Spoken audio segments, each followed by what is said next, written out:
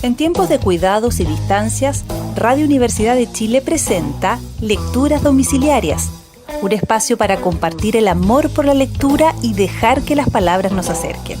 Patricio López y Antonella Esteves les presentan poemas y cuentos de la literatura chilena y universal para acompañar esta cuarentena.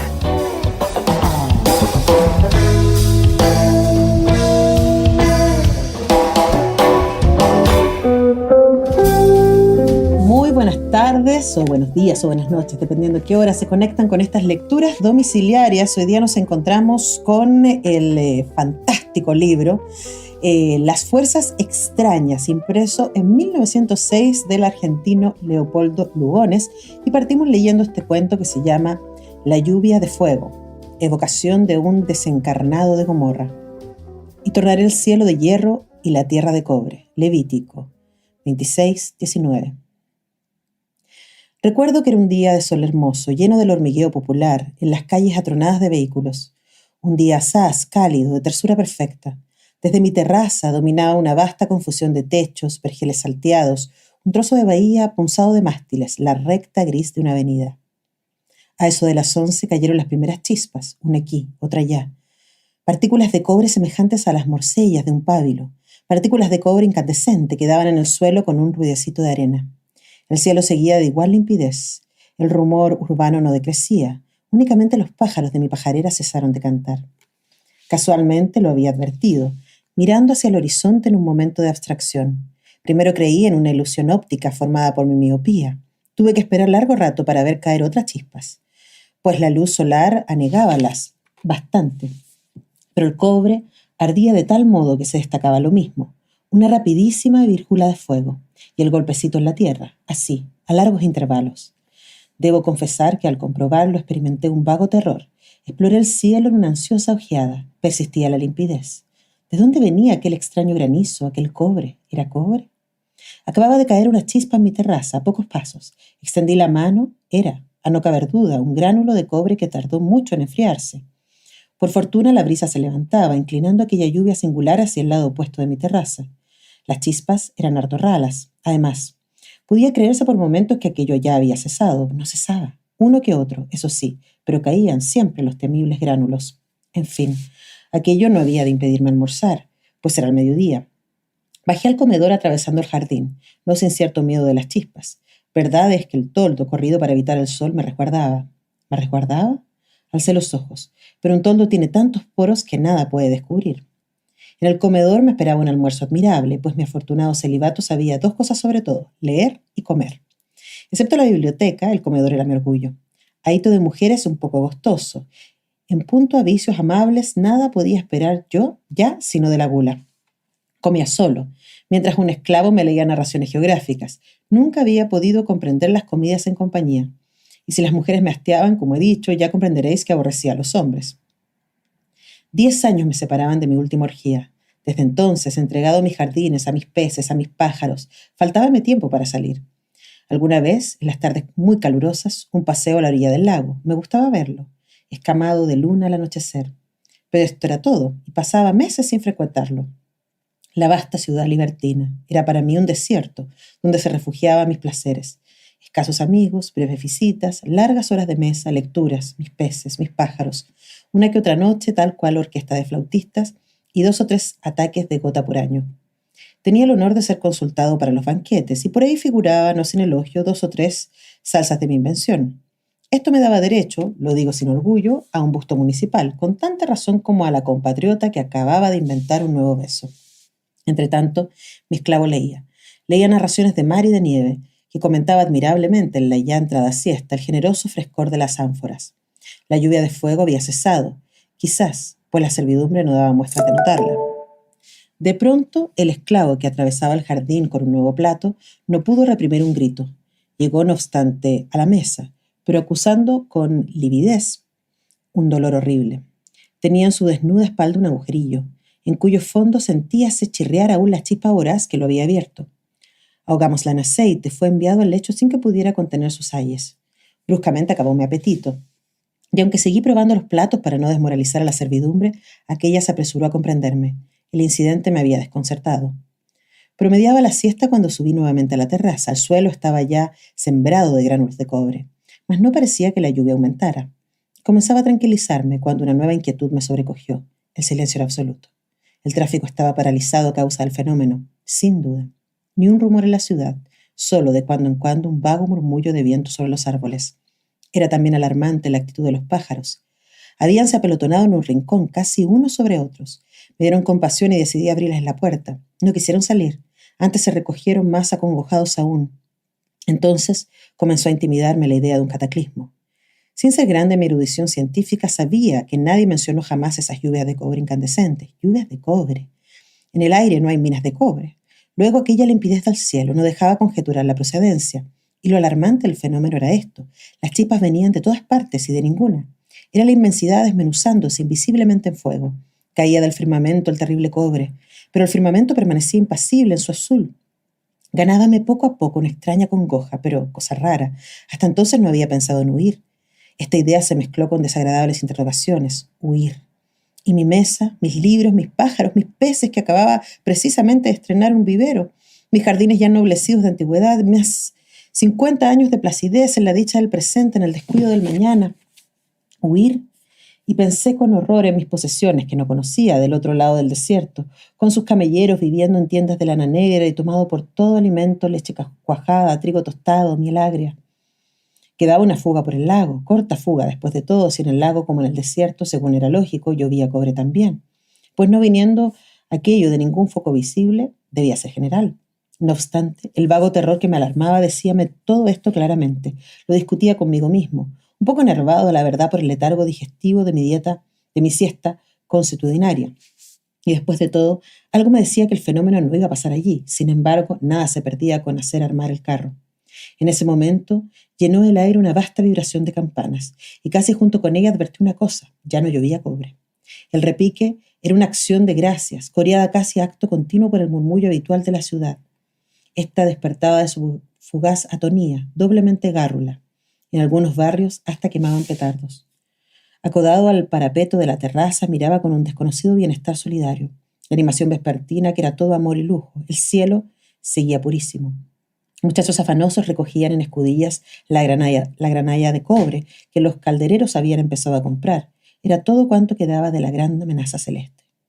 Más numerosa que nunca, la gente de placer coloría las calles, y aún recuerdo que ensonreí vagamente a un equívoco mancebo y cuya túnica, recogida hasta las caderas en un salto de bocacalle, dejó ver sus piernas glabras, jaqueladas de cintas. Las cortesanas, con el seno desnudo según la nueva moda y apuntalando el deslumbrante coselete, paseaban su indolencia sudando perfumes. Un viejo lenón, erguido en su carro, manejaba como si fuese una vela, una hoja de estaño, que con apropiadas pinturas anunciaba amores monstruosos de fieras. Ayuntamientos de lagartos con cisnes, un mono y una foca, una doncella cubierta por la delirante pedrería de un pavo real.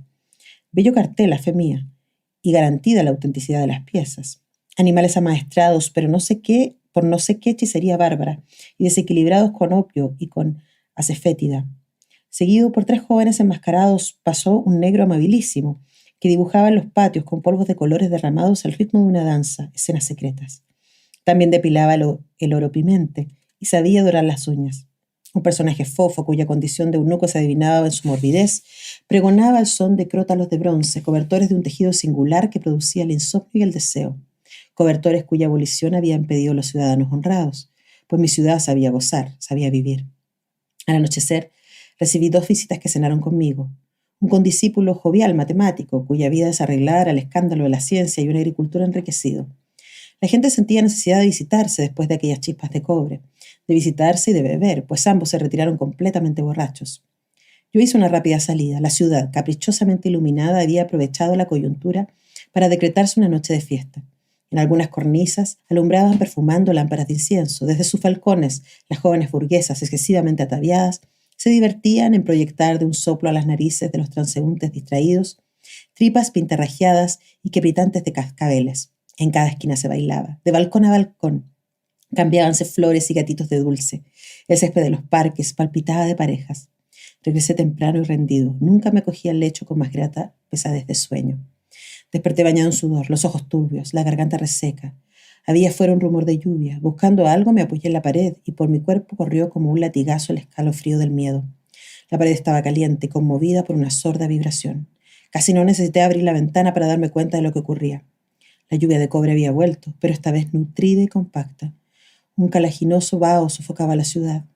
Un olor entre fosfatado y urinoso apestaba el aire. Por fortuna, mi casa estaba rodeada de galerías y aquella lluvia no alcanzaba las puertas. Abrí la que daba al jardín. Los árboles estaban negros, ya sin follaje. El piso, cubierto de hojas carbonizadas. El aire, rayado de vírgulas de fuego. Era de una paralización mortal, y por entre aquellas se divisaba el firmamento, siempre impasible, siempre celeste. Llamé en vano. Penetré hasta los aposentos famularios. La servidumbre se había ido. Envueltas las piernas en un cobertor de viso, acorazándome espaldas y cabeza con una bañera de metal que me aplastaba horriblemente, pude llegar hasta las caballerizas. Los caballos habían desaparecido también, y con una tranquilidad que hacía honor a mis nervios me di cuenta de que estaba perdido. Afortunadamente el comedor se encontraba lleno de provisiones. Su sótano, atestado de vinos, bajé a él. Conservaba todavía su frescura. Hasta su fondo no llegaba la vibración de la pesada lluvia y el eco de su grave crepitación. Bebí una botella y luego extraje de la alacena secreta el pomo de vino envenenado. Todos los que teníamos bodega poseíamos uno, aunque no lo usáramos, ni tuviéramos convidados cargosos. Era un licor caro e insípido, de efectos instantáneos. Reanimado por el vino, examiné mi situación. Era asaz sencilla. No pudiendo huir, la muerte me esperaba, pero con el veneno aquel la muerte me pertenecía. Y decidí ver eso todo lo posible, pues era, no dudarlo, un espectáculo singular. Una lluvia de cobre incandescente, la ciudad en llamas, valía la pena. Subí a la terraza, pero no pude pasar de la puerta que daba acceso a ella. Veía desde allá lo bastante, sin embargo, veía y escuchaba. La soledad era absoluta, la crepitación no se interrumpía sino por uno que otro ululato de perro o explosión anormal. El ambiente estaba rojo. Las casas blanqueaban con una lividez tristísima. Los pocos árboles que conservaban follaje retorcíanse negros de un negro de estaño. La luz había decrecido un poco, no obstante de persistir la limpidez celeste. El horizonte estaba, esto sí, mucho más cerca y como ahogado en ceniza. Sobre el lago flotaba un denso vapor que algo corregía la extraordinaria sequedad del aire. Percibíase claramente la combustible lluvia, en trazos de cobre que vibraban como el cordaje innumerable de un arpa, y de cuando en cuando mezclábanse con ellas ligeras flámulas. Humaredas negras anunciaban incendios aquí y allá. Mis pájaros comenzaban a morir de sed y hube de bajar hasta el aljibe para llevarles agua. El sótano comunicaba con aquel depósito, vasta cisterna que podía resistir mucho al fuego celeste, mas por los conductos que del techo y de los patios desembocaban allá, habíase deslizado algún cobre y el agua tenía un gusto particular, entre natrón y orina, con tendencia a salarse. Bastóme levantar las trampillas del mosaico que cerraban aquellas vías para cortar a mi agua toda comunicación con el exterior. Esa tarde y toda la noche fue horrendo el espectáculo de la ciudad. Quemaban sus domicilios, la gente huía despavorida para arderse en las calles, en la campiña desolada, y la población agonizó bárbaramente con ayes y clamores de una amplitud, de un horror, de una variedad estupendos. Nada hay tan sublime como la voz humana. El derrumbe de los edificios, la combustión de tantas mercancías y efectos diversos, y más que todo, la quemazón de tantos cuerpos, acabaron por agregar al cataclismo el tormento de sudor infernal. Al declinar el sol, el aire estaba casi negro de humo y de polvaderas. Las flámulas que danzaban por la mañana entre el cobre pluvial eran ahora llamaradas siniestras. Empezó a soplar un viento ardentísimo, denso, como alquitrán caliente. Parecía que se estuviese en un inmenso horno sombrío. Cielo, tierra, aire, todo acababa. No había más que tinieblas y fuego. ¡Ah, el horror de aquellas tinieblas! Que todo el fuego, el enorme fuego de la ciudad ardía no alcanzaba a dominar. Y aquella fetidez de pingajos, de azufre, de grasa cadavérica en el aire seco que hacía escupir sangre. Y aquellos clamores que no sé cómo no acababan nunca, aquellos clamores que cubrían el rumor del incendio, más vasto que un huracán. Aquellos clamores que aullaban, gemían, bramaban todas las bestias con un inefable pavor de eternidad.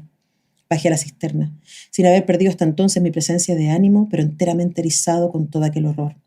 Y al verme de pronto en esa oscuridad amiga, al amparo de la frescura, ante el silencio del agua subterránea, me cometió de pronto un miedo que no sentía, estoy seguro, desde 40 años atrás, el miedo infantil de una presencia enemiga y difusa, y me eché a llorar como un loco, a llorar de miedo, allá en un rincón sin rubor alguno.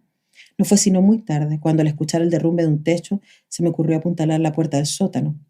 Hícelo así, con su propia escalera y algunos barrotes de la estantería, devolviéndome aquella defensa alguna tranquilidad, no porque hubiera de salvarme, sino por la benéfica influencia de la acción. Cayendo a cada instante en modorras que entrecortaban funestas pesadillas, pasé las horas. Continuamente oía derrumbes allá cerca. Había encendido 2 lámparas que traje conmigo para darme valor, pues la cisterna era asaz lóbrega. Hasta llegué a comer, bien que sin apetito, los restos de un pastel. En cambio, bebí mucha agua. De repente mis lámparas empezaron a amortiguarse y junto con eso el terror paralizante esta vez me asaltó. Había gastado sin prevenirlo toda mi luz, pues no tenía sino aquellas lámparas. No advertí al descender esa tarde traerlas todas conmigo. Las luces decrecieron y se apagaron. Entonces advertí que la cisterna empezaba a llenarse con el hedor del incendio. No quedaba otro remedio que salir luego. Todo era preferible a morir asfixiado como una limaña en su cueva. A duras penas conseguí alzar la tapa del sótano que los escombros del comedor cubrían. Por segunda vez había cesado la lluvia infernal, pero la ciudad ya no existía. Techos, puertas, gran cantidad de muros, todas las torres yacían en ruinas. El silencio era colosal, un verdadero silencio de catástrofe. 5 o 6 grandes humaredas empinaban aún sus penachos, y bajo el cielo que no se había enturbiado ni por un momento, un cielo cuya crudeza azul certificaba indiferencias eternas, la pobre ciudad, mi pobre ciudad muerta para siempre, hedía como un verdadero cadáver. La singularidad de la situación, lo enorme del fenómeno y sin duda también el regocijo de haberme salvado, único entre todos, cohibían mi dolor reemplazándolo por una curiosidad sombría.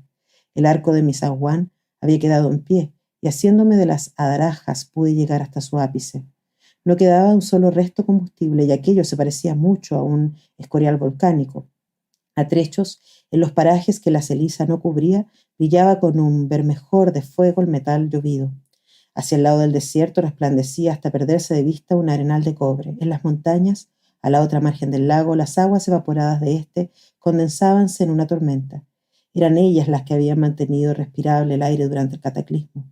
El sol brillaba inmenso y aquella soledad empezaba a agobiarme como una honda desolación, cuando hacia el lado del puerto percibí un bulto que vagaba entre las ruinas. Era un hombre, y habíame percibido ciertamente, pues se dirigía a mí. No hicimos ademán alguno de extrañeza cuando llegó y trepando por el arco vino a sentarse conmigo. Tratábase de un piloto, salvado como yo en una bodega, pero apuñaleando a su propietario. Acababa de agotársele el agua y por ello salía. Asegurado a este respecto, empecé a interrogarlo. Todos los barcos ardieron, los muelles, los depósitos, y el lago habíase vuelto amargo. Aunque advertí que hablábamos en voz baja, no me atreví, ignoro por qué, a levantar la mía. Ofrecíle mi bodega, donde quedaban aún 2 docenas de jamones, algunos quesos, todo el vino. De repente, notamos una polvadera hacia el lado del desierto, la polvadera de una carrera, alguna partida que enviaban, quizás en socorro, los compatriotas de Adama o de Seboín. Pronto hubimos de sustituir esta esperanza por un espectáculo tan desolador como peligroso. Era un tropel de leones, las fieras sobrevivientes del desierto que acudían a la ciudad como a un oasis, furiosos de sed, enloquecidos del cataclismo. La sed y no el hambre los enfurecía, pues pasaron junto a nosotros sin advertirnos, y en qué estado venían. Nada como ellos revelaba tan lúgubremente la catástrofe. Pelados como gatos sarnosos, reducidas a escasos chicharrones lacrín, secos los viajares, una desproporción de cómicos a medio vestir con la fiera cabezota, el rabo agudo y crispado como el de una rata que huye, las garras pustulosas, chorreando sangre.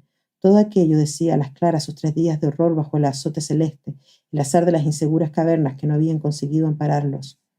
Rotaba los surtidores secos como un desvarío humano en sus ojos y bruscamente reemprendían su carrera en busca de otro depósito, agotado también, hasta que sentándose por último en torno del postrero, con el calcinado hocico en alto, la mirada vagarosa de desolación y de eternidad, quejándose el cielo, estoy seguro, pusiéronse a rugir.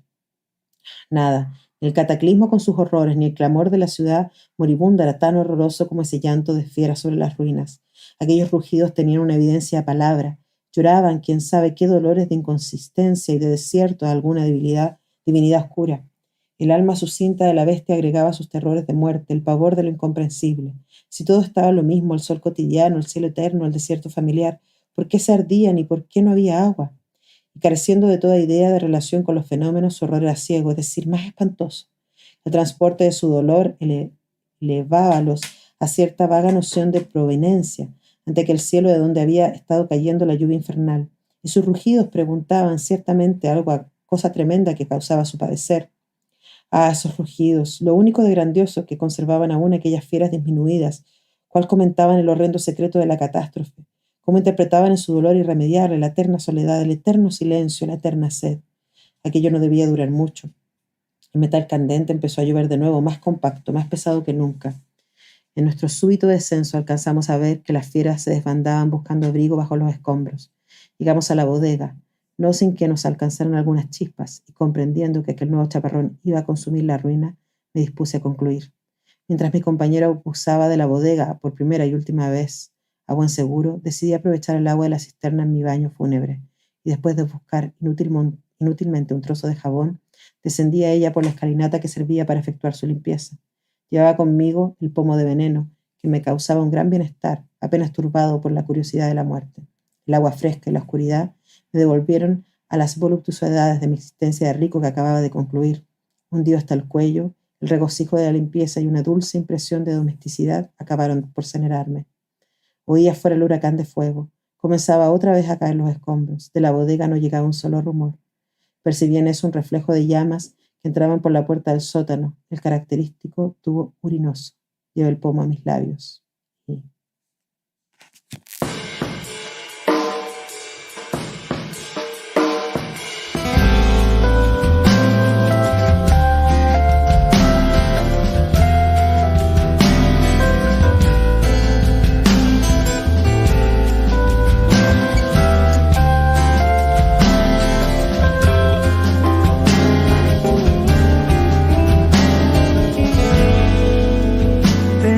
Oscureció, camina más deprisa.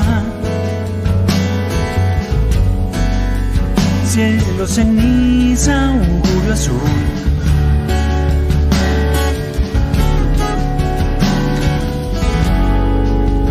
De nuevo nos llamó, qué linda era su risa. ¿Qué estará viendo en esta luz?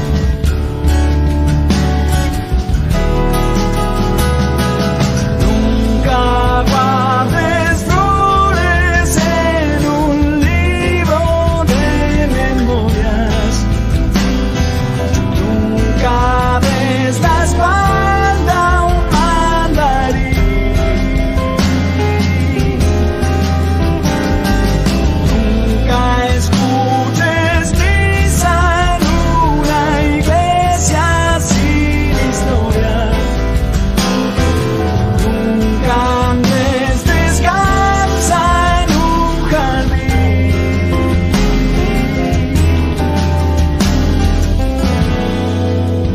Otro domingo más, modorra, olor a leña.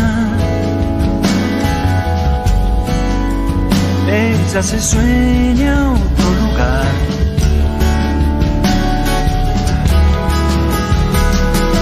Nunca te desnudes frente a espejos que deforman.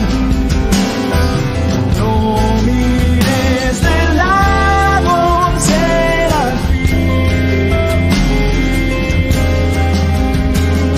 Fin, será este el fin, vivir así como dormir.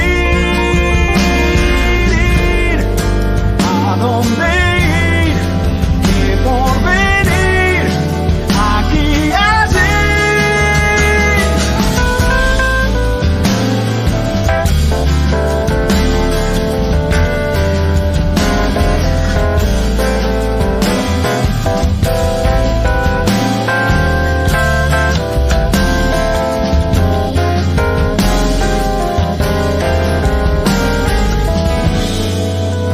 El barrio sigue mal, un tipo corta el pasto. Las torres flotan más allá.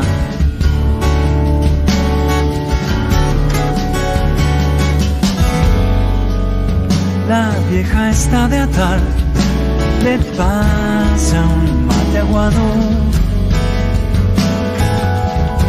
El resignado chupa igual.